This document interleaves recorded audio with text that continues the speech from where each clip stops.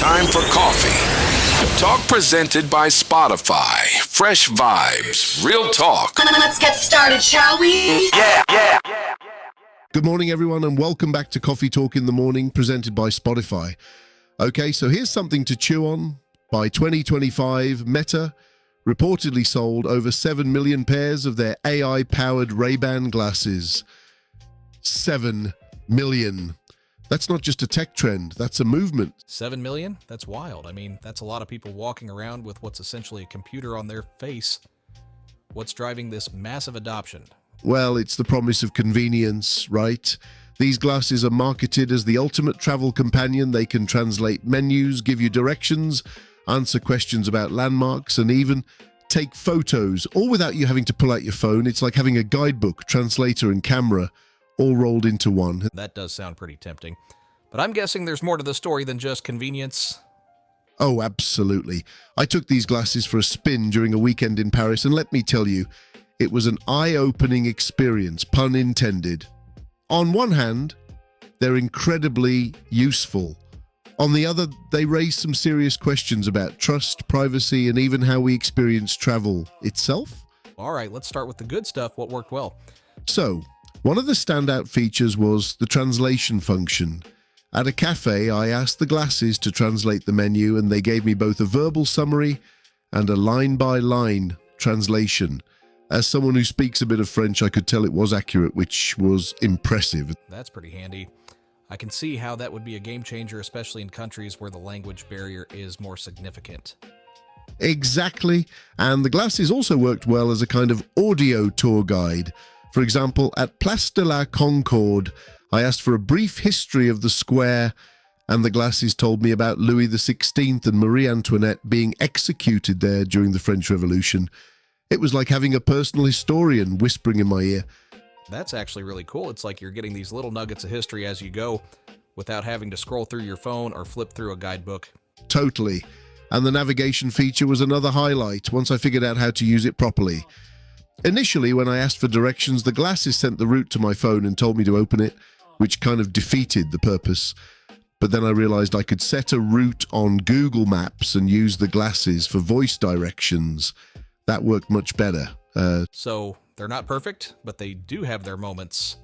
What about the downsides? What didn't work as well? Well, let's start with reliability. At the Eiffel Tower, I asked the glasses how tall it was, and they gave me two different answers within minutes, 330 meters and 324 meters. That might seem like a small discrepancy, but it really made me question how trustworthy the information was. That's a fair point. If you can't trust the glasses to get something as straightforward as the height of the Eiffel Tower right, how can you trust them with more complex or less verifiable information? Exactly. And when I asked the glasses where they got their information, the answer was frustratingly vague. I get my information from my training data, internet searches, and other sources. It's this lack of transparency that makes it hard to judge the reliability of the answers. That sounds like a real issue. AI is only as good as its data, and if the data is flawed or inconsistent, the results will be too. Right. And then there's the camera functionality, which was pretty underwhelming. You can't zoom or focus manually, and unless the glasses are sitting perfectly level on your face, the photos can come out crooked. I found myself missing the control and options of a smartphone camera. That's disappointing. What about the object recognition feature? Did it work well? It was hit or miss. Sometimes it accurately identified what I was looking at. Other times it gave me vague observations like, you're looking at a view of a street, maybe in Paris, with tall buildings, which, while true, isn't exactly groundbreaking. Yeah, that doesn't sound particularly helpful. But what about privacy concerns? I've heard these glasses have been criticized for how they can be used to record people without their consent. That's a huge issue. There have been reports of people using these glasses to film others without their knowledge, earning them the nickname pervert glasses. And Meta's own privacy policies aren't exactly reassuring. They state that voice interactions can be stored and processed, and that transcripts and stored audio recordings may be kept for up to a year unless users delete them. That's unsettling. It's one thing to use the glasses for your own convenience, but knowing that your data and potentially other people's privacy could be compromised, is a serious drawback. Absolutely. But for me, the biggest drawback was something else entirely. The longer I wore the glasses, the more I felt they were undermining one of the things I value most about travel. What's that? The human connection. In the past, if I was lost, I might have asked a stranger for directions. If I wanted recommendations, I'd talk to a hotel concierge. These interactions often led to unexpected discoveries and memorable moments. I see what you mean. With the glasses handling everything, you lose those serendipitous encounters that make travel special. Exactly. The technology makes travel easier, but easier doesn't always mean better. Some of the most memorable moments on a trip happen precisely because things don't go according to plan. So it's a trade-off. You gain convenience, but you lose some of the magic of discovery. That's exactly it. For trips where language or logistics are more challenging, like an upcoming trip to Japan, I can see these glasses being genuinely helpful. But for places where I already have some familiarity, like Europe, I'm less convinced they add enough value to justify the trade-offs. That makes sense. It sounds like these glasses are great in theory, but come with a lot of caveats. They do. My advice to anyone considering them is to think carefully about what you want technology to do for you. The glasses excel at making some elements of travel easier, but they also raise questions about trust, privacy, and what we really want out of our travel experiences. It's a lot to think about, but I guess that's the reality of wearable AI. It's not just about what it can do, but also about what it changes in our lives. Exactly. And as this technology becomes more mainstream, those are the questions we'll all need to grapple with. Welcome back to Gaming Unpacked, where we peel back the layers of the industry's biggest stories. Today, we're tackling a saga that truly exemplifies evolution in modern gaming, Assassin's Creed Shadows. Emma, this game had quite the journey, didn't it? Oh, absolutely, Marcus. From its ambitious launch, aiming to blend historical intrigue with deep character-driven storytelling, Shadows was met with a rather mixed reception. It aimed high, and while the core gameplay loops were solid, the community, well, they just didn't quite resonate with the narrative as strongly as anticipated. Players found the emotional beats struggled to land, and the pacing felt uneven, which is a big deal for a story-heavy franchise like Assassin's Creed. It sparked a lot of conversation about whether scale and spectacle truly guarantee emotional connection. Indeed. It became a central talking point in the community, a gap between Ubisoft's intention and the player's experience. A story that, on paper, promised so much with its dual protagonists and layered arcs, but somehow the emotional impact fell short compared to beloved entries like AC2 or Black Flag. Exactly. It was a game with all the ingredients for success, set against a rich historical backdrop, but the recipe just didn't quite gel for many at launch. What's truly remarkable about the Assassin's Creed Shadows journey, Emma, isn't just the initial struggle, but Ubisoft's subsequent response. Their acknowledgement that the community didn't resonate with the story as much as hoped was, for many, a rare moment of corporate transparency in AAA gaming. You're right, Marcus. It felt incredibly refreshing and, dare I say, overdue for longtime fans. Instead of defending every design choice, Ubisoft leaned into honest feedback. This isn't just corporate reflection, it's a significant shift in how developers are engaging with their player base. It signals an understanding that the emotional core of Shadows hadn't fully connected, and they were willing to admit it.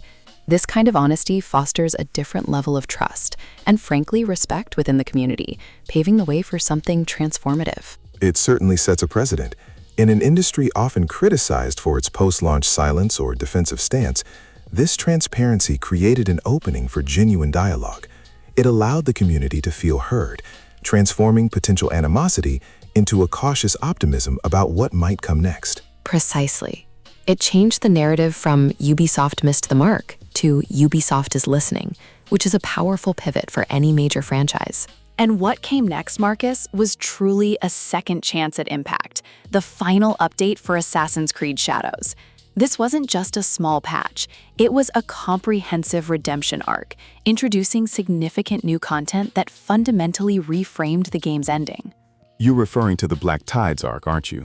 Players have really gravitated towards it, noting how it provides a stronger sense of closure and narrative weight that was perhaps missing in the base game. That's the one. Black Tides does something rare for a live service adjacent single-player game. It completely reworks the emotional conclusion, tying up loose narrative threads and repositioning key character motivations into a much more coherent structure. What felt fragmented at launch now feels intentional, and players are largely agreeing that it genuinely works. Alongside this, we also saw the introduction of domains, a challenging endgame mode. Unlike traditional filler side content, domains are designed to push player mastery, engaging deeply with combat, stealth, and environmental awareness, making it a compelling postscript for dedicated players. So these additions weren't just about adding more content, but about profoundly enhancing the overall experience. This brings us to a crucial question for the industry, Emma.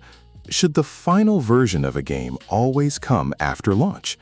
Assassin's Creed Shadows certainly seems to suggest that sometimes iteration post-release can redefine a game's legacy.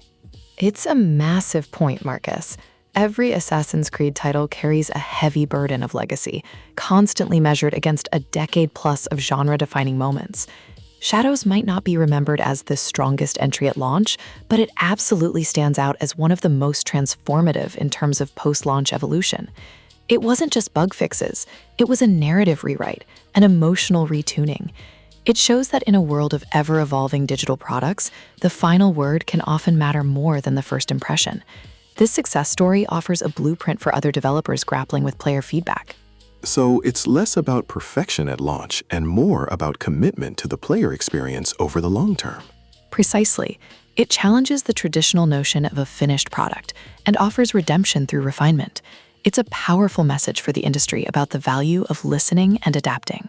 Marcus, thinking about this incredible turnaround, it really makes you wonder how you'd market the game now, right? If it were a radio ad for this complete edition, how would it sound? I actually put together a little mock-up based on what we've discussed. Are you tired of narratives that leave you wanting more? Have you yearned for a story that truly evolves with you? Get ready to experience the epic journey as it was always meant to be. Introducing Assassin's Creed Shadows, the Black Tides Edition. Relive the acclaimed saga, now refined and complete. Immerse yourself in the captivating Black Tides arc, meticulously reweaving narrative threads and delivering a powerful, coherent, emotional conclusion that will stay with you long after the credits roll. Challenge your mastery in the new, deeply engaging Domains endgame mode, pushing your skills in stealth and combat like never before. Remember when you felt a disconnect? Forget it. This isn't just an update, it's a reimagining, addressing every concern with breathtaking new content. Available now wherever games are sold. Don't miss out on the definitive experience. Find your destiny, discover your true legacy. Experience Assassin's Creed Shadows, the Black Tides Edition, today. Visit your favorite retailer or digital storefront. That's Assassin's Creed Shadows, the Black Tides Edition. Wow, Emma, that's incredibly effective. It hits all the right notes, especially highlighting the black tides and the narrative refinement. It truly encapsulates the game's transformation. That mock ad really drives home the point, Emma. Assassin's Creed Shadows is no longer just a story within its own narrative. It's a story about its own existence as a product. It's a compelling case study for the industry. Absolutely. The final update hasn't erased the initial criticisms, but it's offered something far more valuable: redemption through diligent refinement and direct engagement with player feedback. In an industry where first impressions are often the only impressions that define a game's legacy, Shadows has proven that sometimes the final word truly matters most. It reminds us that games, like any evolving art form, can grow and improve long after their initial debut. It's a testament to patience, transparency, and a genuine commitment to the player experience. A truly inspiring turnaround. It shows the power of developers listening and adapting. Indeed. It's a beacon for what live service-adjacent single-player experiences could aspire to be. Not just released, but continually cultivated and Made in Georgia. We bringin' good energy. This has been Coffee Talk, presented by Spotify. From our cast, we thank you for listening. Yeah.